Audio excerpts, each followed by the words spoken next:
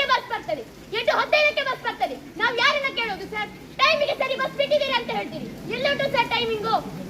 ನಾವು 6 ಗಂಟೆ ನಾವು ನಡಿಬೇಕು. ಎಳಬೇರಿಯಿಂದ ಒಳಗೆ ಬರ್ಬೇಕಾದ್ರೆ ಅಲ್ಲಿ ನಮಗೆ ಬಸ್ಸಿನ ವ್ಯವಸ್ಥೆ ಇಲ್ಲ ಸರ್. ನಾವು ಆಜಿ ಬಸ್ ಸ್ಟ್ಯಾಂಡ್ ಅಲ್ಲಿ ಶನೇಶ್ವರ ಮೂರ್ತಿಯಲ್ಲಿ ಇದೇ ಮಾಡಿ ನಿಂತ್ಕೋಬೇಕು. ಮಳೆಗಾಲ ಬಂದಾಗ ಬಸ್ ಹತ್ತಿದ್ರೆ ಬಸ್ಸು ಕೂಡ ಸೋತದೆ.